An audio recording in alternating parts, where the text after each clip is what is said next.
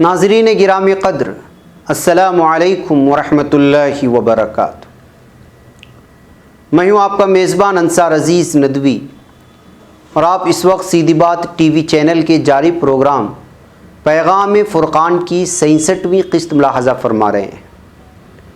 ناظرین، آج ہمارے پیش نظر سورہ بقرہ کی 45ویں اور 46ویں آیت ہے، یعنی دو آیتوں کی ایک ساتھ ہم آج تفسیر پیش کرنے جا رہے ہیں، کیونکہ ان دو آیتوں میں ایک بات مکمل کی گئی ہے۔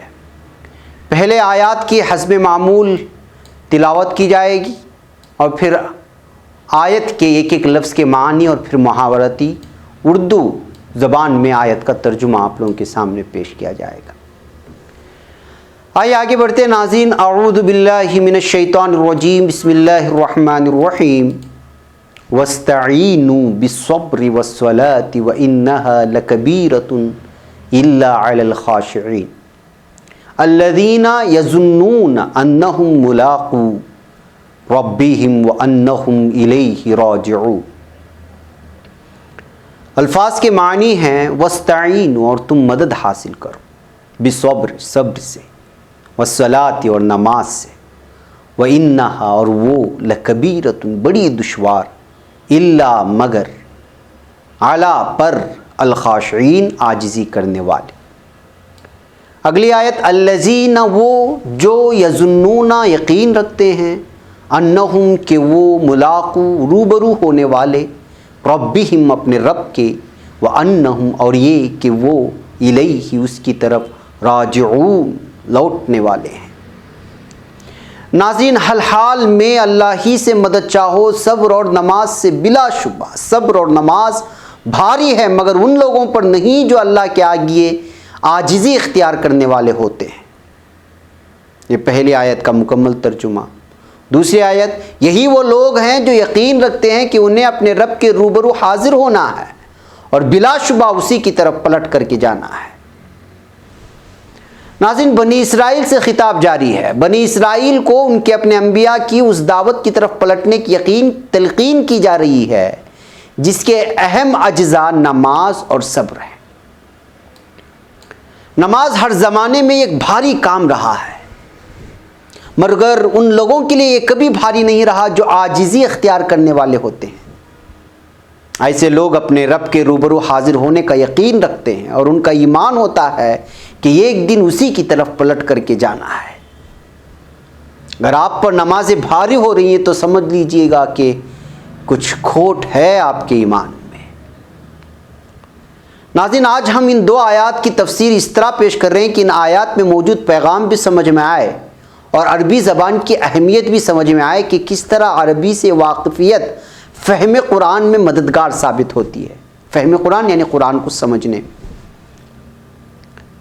آئیے ناظرین، ہم آیات کے ایک ایک جز پر غور کرتے ہیں، ان میں موجود پیغام کی گہرائی تک پہنچنے کی کوشش کرتے ہیں۔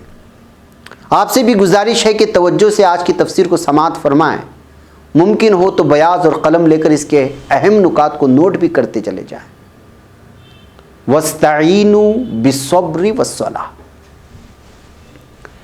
ان الفاظ پر غور فرمائیں۔ استعانہ، یستعین، استعانتاً، یہ الفاظ مدد طلب کرنے کے لیے، استعانت طلب کرنے کے لیے آتے ہیں۔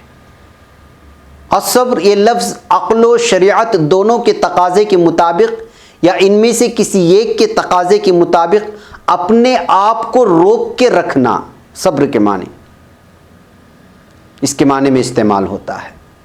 صبر ایک عام لفظ ہے جسے ہم سب استعمال کرتے رہتے ہیں۔ کسی مصیبت پر کوئی ایکشن نہ لینے کے لیے اپنے نفس کو روکے رکھنے اور کسی چیخ و پکار کے بغیر سب کچھ اللہ پر چھوڑ دینے کو صبر کہتے ہیں۔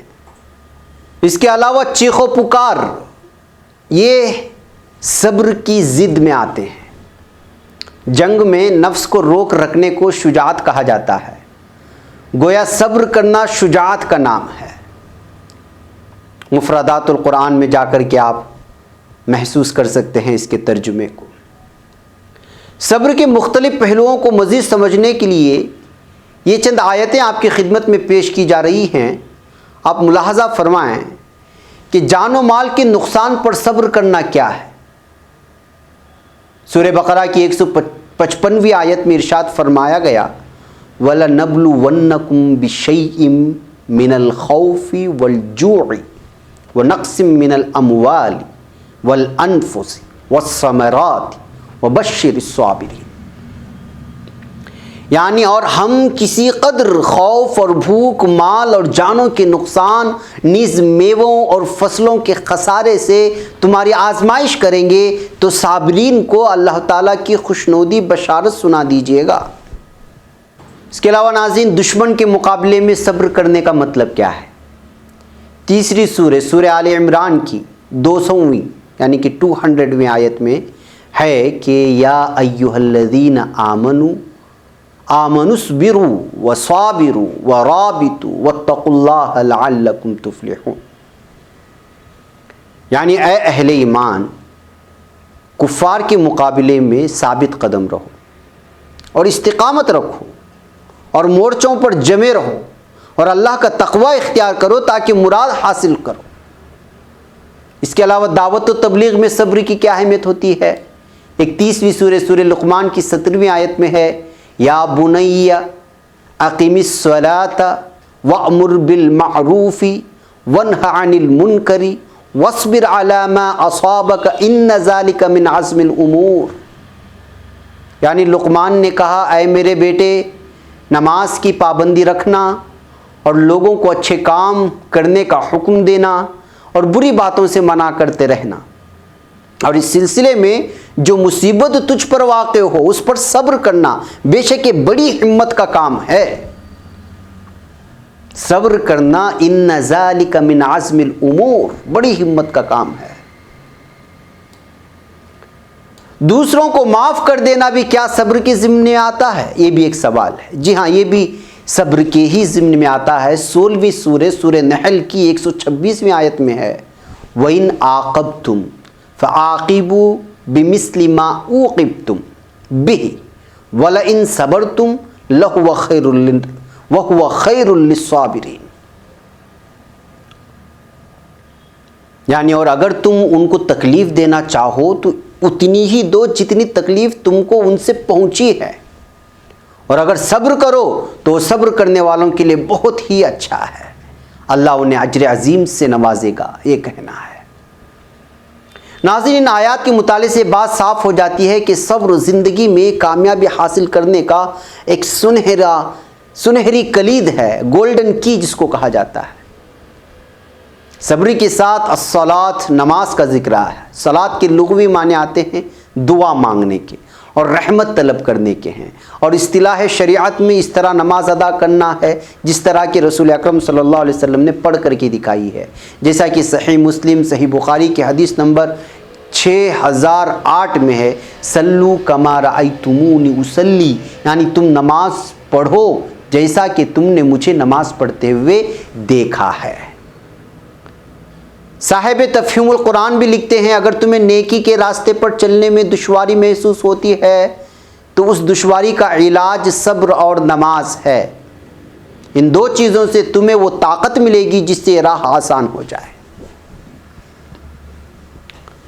سید قطب شہید رحمۃ اللہ علیہ ایک جگہ لکھتے ہیں صبر سے استعانت کی ضرورت بار بار پڑتی ہے،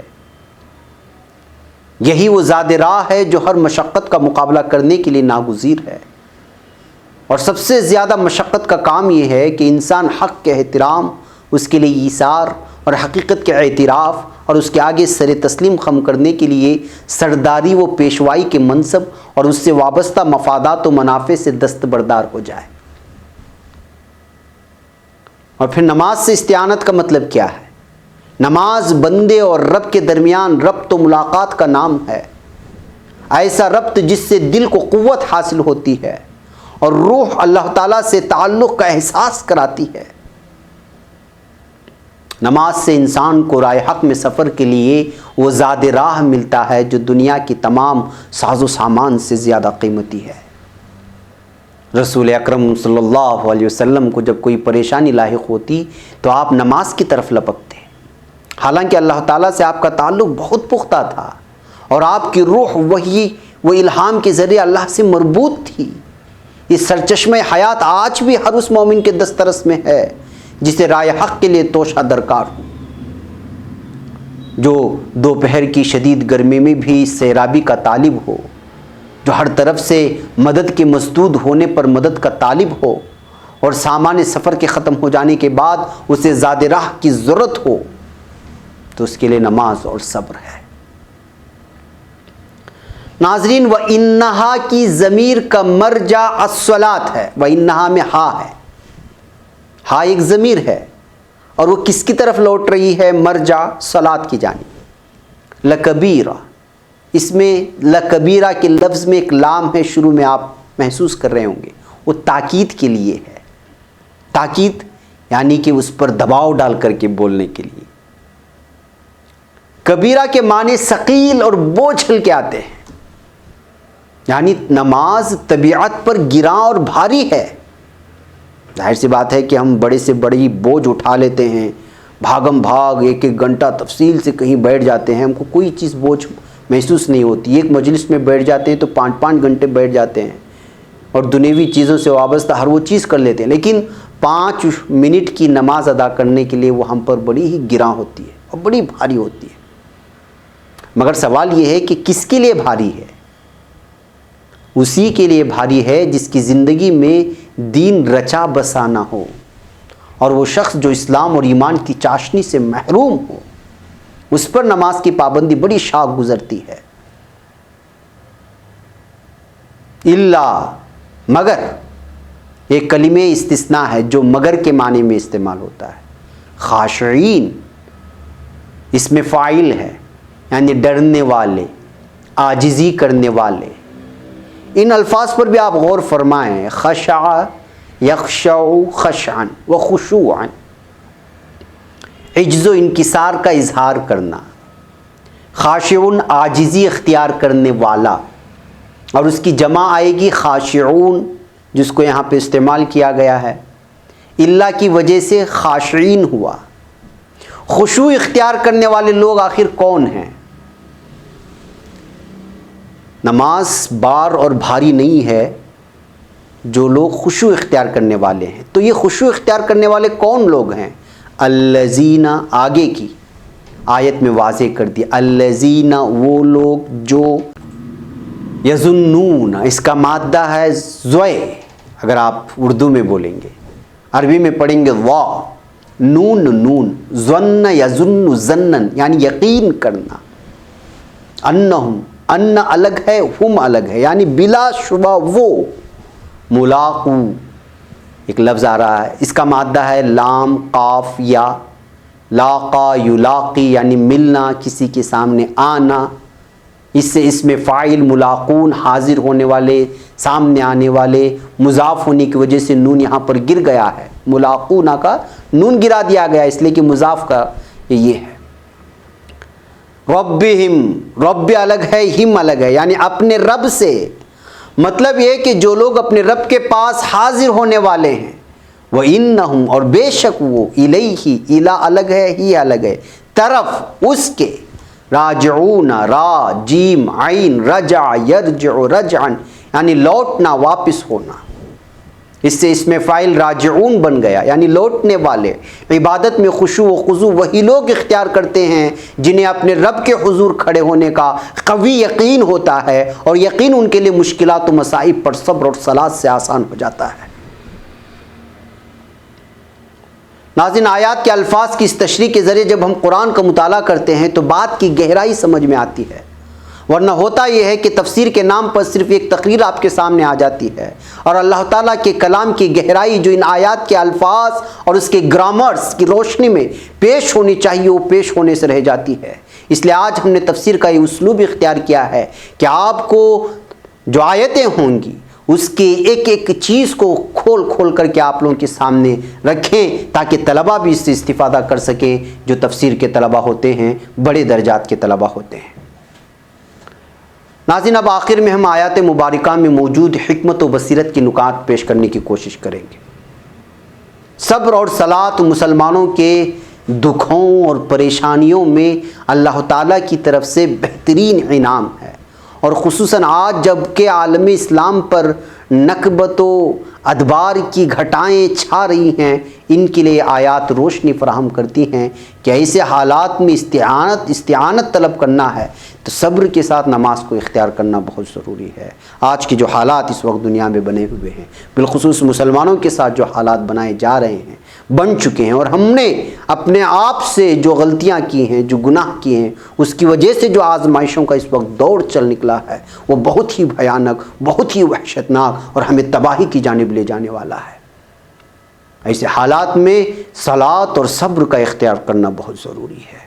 इसके अलावा नमाज के फ़यूज़ व बरक़ात से हकीकी तौर पर वही लोग फैज़याब हो सकते हैं, फ़ायदा उठा सकते हैं, जिन्हें आखिरत में अपने रब के हुजूर खड़े होने और ज़िंदगी के हर मामले में जवाबदही का यकीन कामिल हो, जो हर वक्त मुस्तहज़र रहे। जी हाँ नाज़रीन, यहाँ वक्त हो चला है, मुझे इजाज़त दें। इंशाअल्लाह अगले हफ्ते फिर किसी और अगली आयत की तफसीर के साथ हाज़िर होगी। अस्सलामु अलैकुम रहमतुल्लाह।